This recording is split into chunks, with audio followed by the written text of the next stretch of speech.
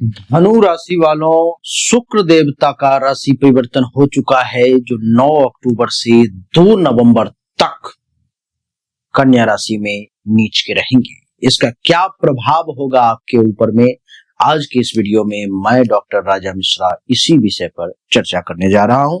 तो आइए बोर्ड पर में सबसे पहले लिखा जाए धनु राशि फल। ये जो पहले से लिखा हुआ है उसको मिटाया जाए और यहाँ पर मैं लिख देता हूं। ये पहले का वीडियो वृश्चिक राशि का जो है सो कुंडली बना हुआ था, तो वृश्चिक के जगह पर यहाँ पर हमें धनु करना होगा। आप देखें 2-3 चीजें इसमें हमने लिख रखी है। धनु राशि हो गया ये।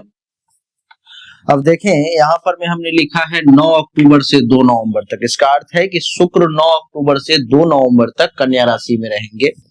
दूसरी बात हमने लिखा है कि शुक्र कन्या राशि में नंबर 6 दिया है, यानी कि कुंडली में जहां नंबर 6 लिखा हुआ होगा वहां पर शुक्र का बैठना होगा।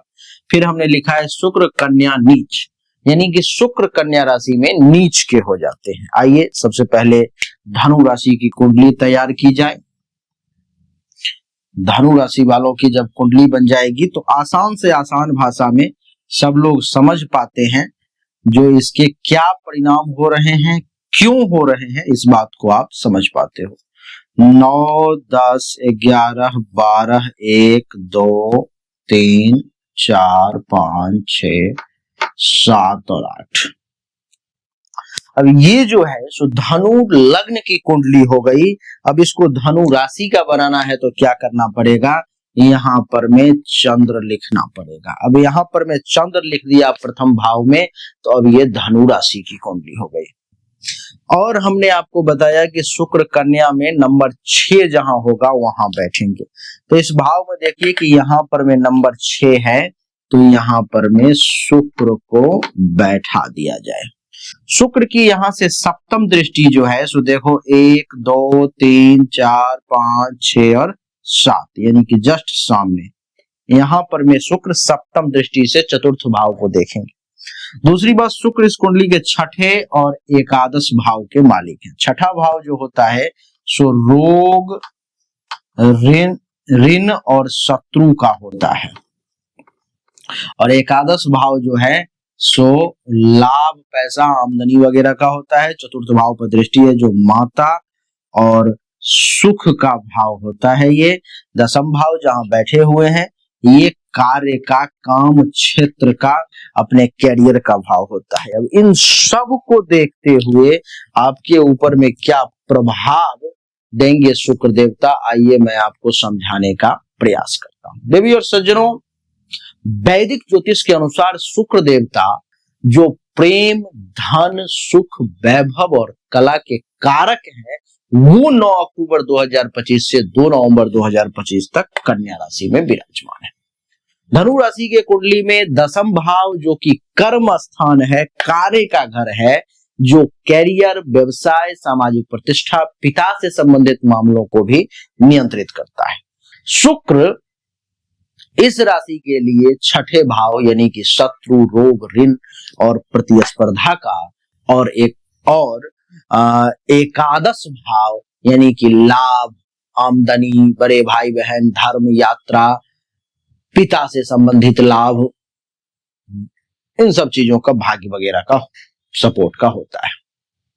देवी और सज्जनों, शुक्र सामान्यतः शुभ फल ही देता है, लेकिन कन्या राशि में शुक्र नीच का होता है, जिससे इसकी ऊर्जा थोड़ी सी कमजोर और निगेटिव हो जाती है। फिर भी छठे भाव के स्वामी के रूप में यह गोचर प्रतिस्पर्धा में विजय दिलाने वाला साबित होगा। कंपटीशन में आपको फायदा दिलाने वाला यह शुक्र साबित होगा। देवी और सज्जनों, भाग्य का भी सहयोग निश्चित तौर पर यह शुक्र दिलवाएगा। शुक्र की नीच स्थिति के बावजूद धनु राशि वालों के लिए समग्र फल सकारात्मक होंगे, खास करके कैरियर और आर्थिक क्षेत्र में। देवी और सज्जनों, जीवन के हर क्षेत्र में वैसे शुक्र का प्रभाव पड़ेगा, सकारात्मक, नकारात्मक। मैं आपको इसमें उपाय वगैरह भी बताऊंगा। सबसे पहला, कैरियर और व्यवसाय पर क्या प्रभाव होगा, क्योंकि दसम भाव में ये शुक्र है। यह गोचर आपके कर्म क्षेत्र को मजबूत बनाएगा, इसलिए जिम्मेदारियां जो हैं सो मिलने के योग हैं, जिससे आप निश्चित तौर पर में कुशलता पूर्वक अपने जिम्मेदारियों को निभाएंगे। बेरोजगार लोगों को नौकरी के अच्छे अवसर भी प्राप्त होंगे, जबकि नौकरी पेशा लोगों को प्रमोशन या वेतन वृद्धि का लाभ भी जरूर मिलेगा। व्यापारियों के लिए साझेदारी के नए प्रस्ताव आएंगे और मुनाफा भी निश्चित तौर पर बढ़ेगा। शुक्र के कारण आपको भाग्य का भी निश्चित तौर पे साथ मिलेगा, जिससे निर्णय जो आप लेंगे वो सटीक बैठेंगे। कार्यस्थल पर में सहकर्मियों से सहयोग भी बढ़ेगा और आपकी मेहनत की सराहना भी लोग जो है सो निश्चित तौर पर करेंगे।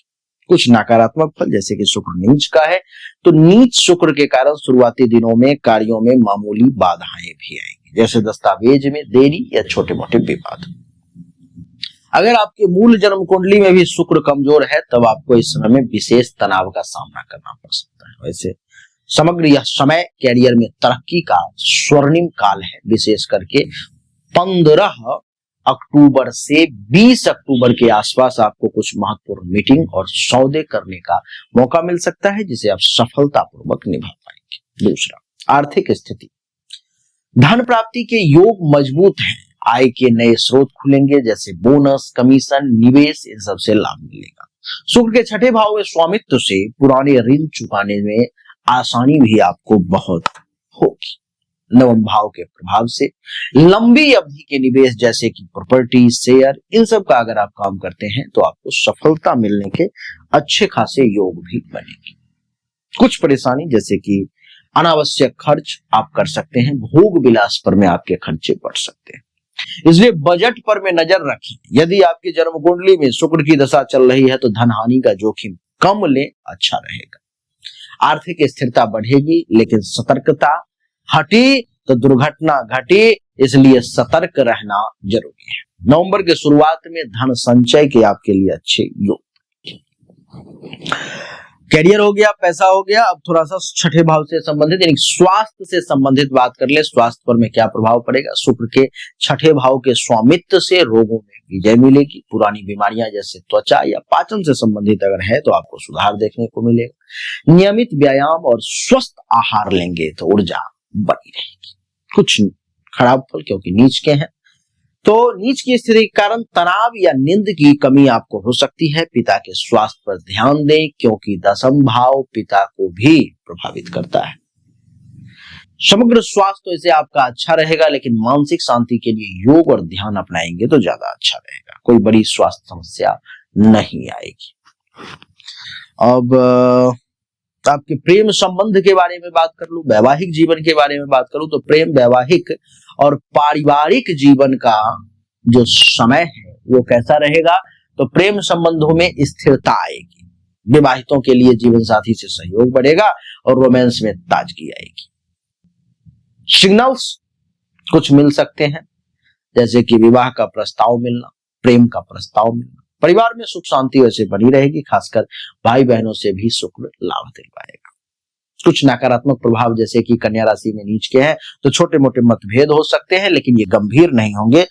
लेकिन यदि कुंडली में शुक्र अशुभ है, मूल जन्म कुंडली में, तो संवाद में सावधानी बरतें, नहीं तो समस्या का सामना करना पड़ सकता है। वैसे संबंध मधुर रहेंगे और शुक्र जो है आपके साहस को भी बढ़ाएगा, कुछ यात्राओं में भी सुख प्रदान करेगा।